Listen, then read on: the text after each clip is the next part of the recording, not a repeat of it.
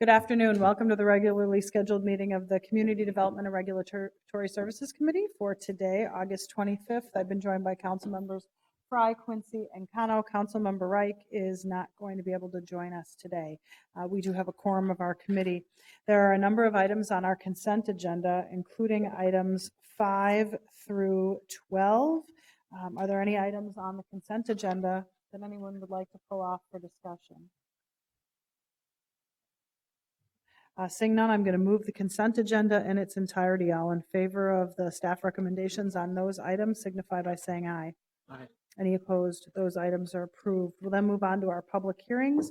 We have 4 public hearings today, starting with item number 1, which is East Side Eat and Drink on sale liquor license. Mr. Wilson. Thank you, Madam Chair. We have an application for an on-sale liquor license Class E for a brand-new restaurant to be located at 301 Washington. It's called Eastside Eat and Drink. They will have seating inside for 157 guests, outside 60 seats. Principal owners are Thomas Bernard and Ryan Burnett.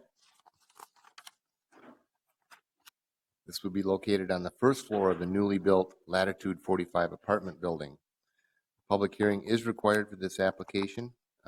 We did mail 39 notices to property owners on August 12th.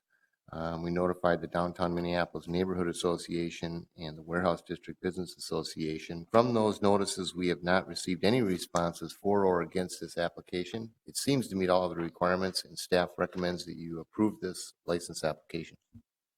Are there any questions for staff? Seeing none, this is a public hearing on item number 1, which is a Class E license at 305 Washington Avenue South. Is there anyone here to speak to this issue? Anyone? Anyone? Seeing none, we'll close the public hearing. Councilmember Fry. Thank you, Madam Chair. I will happily move approval of this item. Item number 1 has been moved for approval. Further comments or questions? Seeing none, all in favor signify by saying aye. Aye. Any opposed? That item is approved. We'll move on to item number 2. Mr. Wilson. Madam Chair, we have another new restaurant seeking an on-sale liquor license with Sunday sales and Class D entertainment to operate as a full-service restaurant, to be known as Eggies, at 120 14th Street West. It will have customer seating inside for 99 persons and outside for 24. Principal owners are Joel Carlins and Robin Lowenberg-Tebb. This will be located on the first floor of the newly built Loring Park Apartments building. A public hearing is required. We did mail 297 notices to all residents and property owners within 400 feet on August 14th. We notified the citizens for Loring Park Community and the Loring Business Association. We also hand posted 9 nearby multi-unit residential buildings to make sure that we got everyone notified. We did receive 1 response from that notification process. That 1 response was in support of the application. The applicant meets all of our requirements, and staff's recommendation is that you approve the license. Are there any questions for staff on item number 2? Seeing none, we'll open the public hearing on item number 2. Is there anyone here to speak to this issue? Anyone? Anyone? Seeing none, we'll close the public hearing and I'll move approval of the staff recommendation. Further comments or questions? Seeing none, all in favor signify by saying aye. Aye. Any opposed? That item is approved. Then we'll move on to item number 3. Mr. Wilson. Madam Chair, Lee's Liquor Lounge LLC at 101-103 Glenwood is seeking a permanent expansion of premises, an outdoor expansion at the rear of the establishment for an outdoor patio. The outdoor area will seat 108 persons. This is directly adjacent, so it's compact and contiguous to the premises and will be operated as the rest of their area, except that there will not be live entertainment outdoors. A public hearing is required for this application. We did mail 41 notices to residents and property owners. We did notify the North Loop Neighborhood Association and the Warehouse District Business Association. We received no responses from that notification. The applicant meets all of our requirements, and we recommend that you approve the application. Mr. Wilson, on the first page of the report, it says seating outside 108, maximum occupancy outside 187. Is that a error? Help me understand that. Madam Chair, their business plan seating plan indicates that they will have seating for 108 persons. We always do a maximum occupancy calculation based on fire codes and exiting, things like that, just so that we know if they ever were to have an event, they couldn't exceed 187 persons. Got it. Okay, thank you. Are there any questions for Mr. Wilson on item number 3? Seeing none, we'll open the public hearing on item number 3. Is there anyone here to speak to this issue? Is there anyone here from Lee's? Yeah, you guys are? Okay. Would you like to say something? Maybe I'll say something to you. I love Louis Saran, like so many people in town, and I am so grateful that you guys stepped in and took over and kept this, noted institution operating in the city of Minneapolis. I'm so happy you're doing something with the kitchen. I think you're doing the outside area is fabulous. Louis just, you know him. He liked things the way they were, and in order for it to move forward, it needs to move into the next century. I think you guys are going to do an amazing job with it and keep his spirit alive. He told me he's not been back since, but I'll note he's throwing out the first baseball at the Twins game on September 14th, which is Rosh Hashanah, so I won't be there, but I think it's really great that you guys are doing this. I'm really happy for you. Is there anyone here who'd like to say something? David is the president of the neighborhood. Don't you want to say something? Such a good thing that's happening. Yeah, okay. Anyone else? Seeing none, I'm going to close the public hearing and move approval of the staff recommendation. Are there further comments or questions? Seeing none, all in favor signify by saying aye. Aye. Any opposed? That item is approved. Godspeed to you. Good luck. Thank you. We'll move on to our last public hearing item, which is item number 4. Mr. Wilson. Madam Chair, an existing restaurant called the Copper Hen Cakery is seeking to upgrade their license from an on-sale wine license, Class C1, to a full on-sale liquor license, Class B. They have interior seating for 53 and an exterior seating for 12. Hours of operation will be during the week, Tuesday to Friday, 11 a.m. to midnight, and Saturday and Sunday, 8 a.m. to midnight. They did a security plan review with the 5th Precinct Police Department, and they reviewed all of their security plans and meet their minimum requirements. A public hearing is required. 792 notices were sent on August 8th. We received 3 responses from that mailing. All 3 were in support of the application. Staff's recommendation is to approve the application. Are there any questions for Mr. Wilson on item number 4? Seeing none, thank you for your report. We'll open up the public hearing on item number 4, which is a license upgrade for the Copper Hen Cakery. Is there anyone here to speak to this issue? Are you here from there? You want to say anything? It's great what you're doing. Thank you really very much for being here today. Thank you for being here. Yeah, it's really great you're here. Keep up the good work. Is there anyone else here to speak to this issue? Anyone? Anyone? Seeing none, we'll close the public hearing. Councilmember Quincy. Thank you, Madam Chair. I'd like to move approval of this item. Thank you. Item number 4 has been moved. Further comments or questions? Seeing none, all in favor signify by saying aye. Aye. Any opposed? That item is approved. We'll then move on to our last item, which is item number 13. Mr. Mercer, welcome.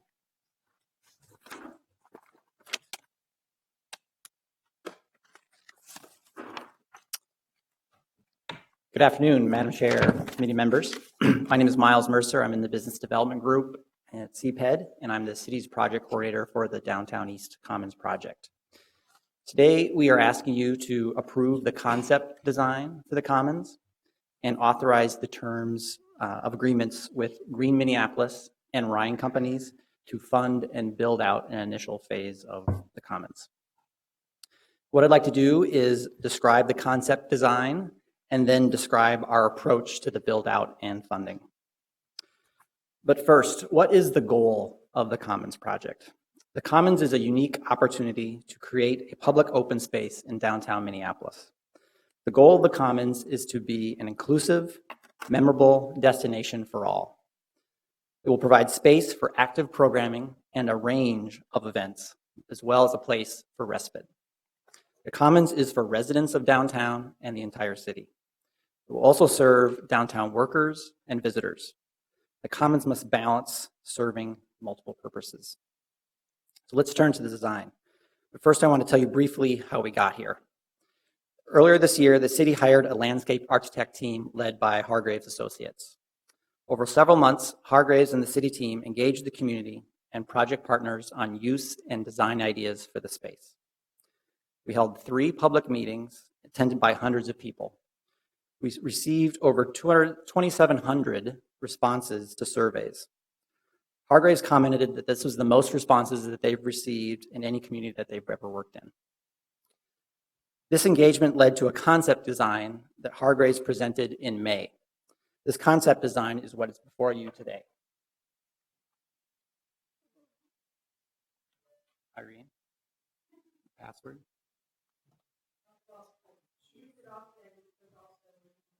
Oh.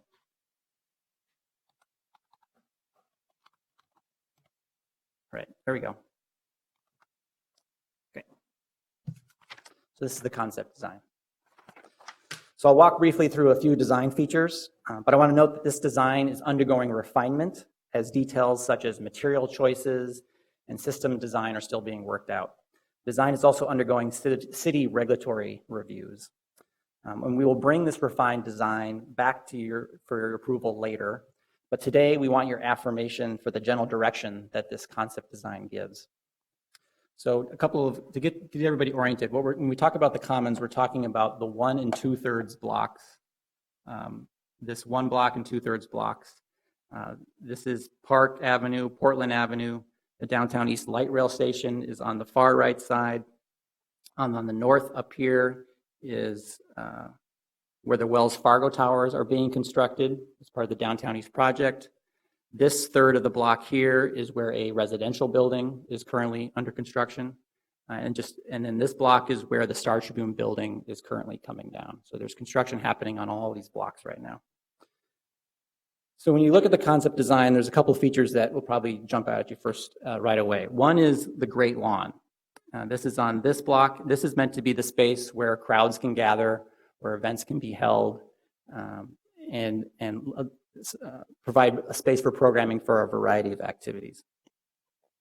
The other feature that may jump out on you is this, what I call the sort of amoeba-looking shaped feature is called the water plaza or the wet plaza.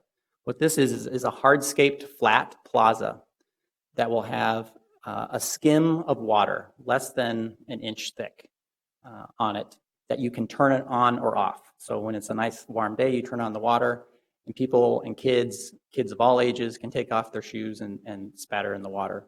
There'll also likely be some fog jets or other water jets, bubblers to play in. But as I mentioned, the plaza can be turned off, certainly during the winter and other colder weather, but also if there's going to be some sort of event, then that space can be programmed or used for a variety of uses. Another feature to point out are 2 building structures that will be on the property. One is right here. This is called the Pavilion, the Cafe. This is meant to hold some sort of eatery. It's still to be worked out, the specifics of that. But it'll be food service as well as public restroom in the building. And the building will feature this oval extended sunshade for patrons and guests to sit. Another building will be on this block. It'll be more of a support building. It'll have an on-site office for park staff, some storage area, and another set of public restrooms.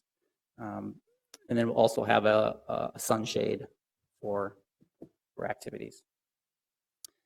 Another feature to point out is along 4th Street. We have these areas, what we're calling program rooms or program zones.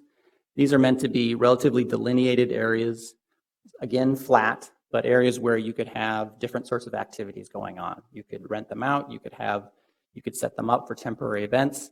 It could range everything from a ping pong tournament to a temporary climbing structure to curling in the winter. Likely you would program more active uses on this end of the block and perhaps more passive uses on this end of the block, perhaps some sort of reading room in one of these program zones. And then finally, I want to point out along 4th and 5th Street, we want to create what we're calling promenades, the sort of wider sidewalks with trees to facilitate movement of large crowds east to west from the downtown core to the stadium area. We are coordinating with City Public Works on the right-of-way design in those areas, as well as with Hennepin County on any changes and modifications or design treatments on Park and Portland Avenue. There's a few more pictures here, just some renderings that give you another picture. This one also highlights some of the main features of the Great Lawn, the Water Plaza, the trees, the program zones, the two buildings. This is a view looking westward towards the city skyline. And then some views from ground level. So this is in the northeast corner, as if you were crossing over Park Avenue next to 3rd Street, crossing over and entering into the east block. This is at the edge of the Great Lawn. It can be used for congregating, for exercise classes, for large events. This is on the western block in basically the southwest corner, which is a relatively treed, relatively wooded and landscaped area. This is meant to be a more quieter area. So it feature native plantings, both trees and landscape. This is in the middle of the western block looking east, looking towards the stadium. On this side, on the left, you see the wet plaza area where the water, the mist is turned on. Some topography here with a rolling hill for kids to run on. And we also want this park to work in all seasons. So this is a winter shot. The wet plaza is turned off, but the cafe is still operating. People can come and get hot cocoa or some other hot drink. Potentially installation of a temporary ice rink here. Snow sculpture, both small and large in the background.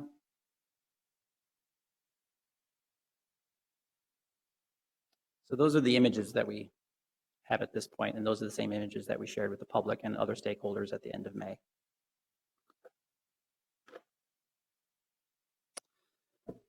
So to implement design, the city is working with Ryan Companies on the build-out and with Green Minneapolis to fund the improvements.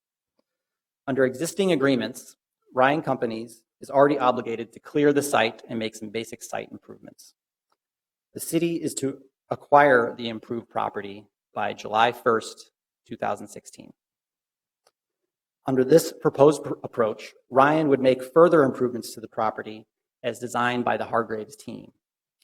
Ryan is already mobilized on the site and can cost-effectively incorporate this additional scope. Ryan will also complete the additional scope at no fee as a donation to the project. Green Minneapolis is leading the philanthropic effort to pay for the capital costs and a reserve for initial operating costs. Green Minneapolis is a nonprofit conservancy created by the Minneapolis Downtown Council. On August 13th, the fundraising committee announced the first round of commitments for the Commons for $7 million. This work will pay for underground utility work that can occur this fall as Ryan has the site open and excavated. The city is funding $2 million of this amount through approved contracts for design and project management costs. The fundraising campaign will not replenish the city for these design costs. The city, Ryan, and Green Minneapolis will enter into one or more agreements and amend other existing agreements. The terms of those agreements are outlined in the term sheet attached to the materials in your report. Staff recommends approval of these items. I'd be happy to address any questions, and there's also some other staff who are working in this project in the room. Are there any questions for Mr. Mercer on his report? Not seeing any questions, we'll move to comments, if that's okay. Oh, Councilmember Quincy. No, either one applies. But Mr. Mercer, I wonder if you could describe a little bit, it's not on this and it's not part of the project, but what's the connection to the transit area? So the downtown light rail station Yes, plaza. right. So what's the connection? So we want to make sure that there's good pedestrian connections to that plaza, but that plaza is owned separately by the Minnesota Sports Facilities Authority, and they are undergoing their own design process As you know, there's some parts of that block that need to be finished. And so our design team and their design team have been in some coordination and some communication. We hope to continue that so that there's hopefully some coherence to the design on the two blocks, as well as good connection, especially pedestrian connections between the two blocks. Good, thank you. Councilmember Frye. Thank you, Madam Chair. Clearly, this is a very significant project that we have all been undergoing here for the last approximately year now, and so far with great results. We've got a world-class design engineer that has been hired, that has been making the depictions that you've seen on your screen. And it really can create what will be a kitchen table for our entire city. I was blown away when I initially saw the renderings, and I continue to be blown away with every single additional week that when Hargreaves and Associates comes back. I really appreciate all the work that staff has done on this, as well as the partnership that we've had both with the council as well as the mayor on the city side with the downtown council, and specifically Green Minneapolis, which is the conservancy that has been established and is headed up by Wynn Rockwell. And I think this is an excellent partnership because, this is a new strategy in furtherance of downtown greening and public realm, and it's one that is not necessarily in the bailiwick of either the city or the park board.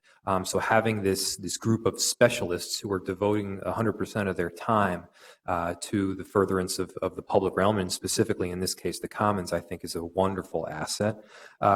In the case of the Commons, we're now $7 million through the $20 million fundraising effort. So we're a third of the way there. That's significant, and we know that there are many more significant contributions on the way. And as far as the contribution segment goes, 5 of that present $7 million was provided by the private sector, and specifically Wells Fargo and Ryan Companies. The remaining $2 million had previously been allocated by a city council action, but with the expectation that it would be replenished. So to amend the previous notion, I've got an amendment that should be in front of you, which adds an item letter E. So I move to amend, and here's the motion. I move to amend the RCA to add the following language to the description, affirming that $2 million of the design and project management costs already authorized by the city will not be replenished from the fundraising campaign. This is in the interest of clarity, transparency, in furtherance of a really brilliant project. So are there other comments or questions? I'll take Councilmember Frye's motion as the main motion because it's in writing and in front of us. So we're not going to move to amend. This is the staff recommendation along with item number E. Are there further comments or questions on Councilmember Frye's motion? Seeing none, all in favor signify by saying aye. Aye. Any opposed? That item is approved. Thank you for your report. Seeing no further business before us, we are adjourned.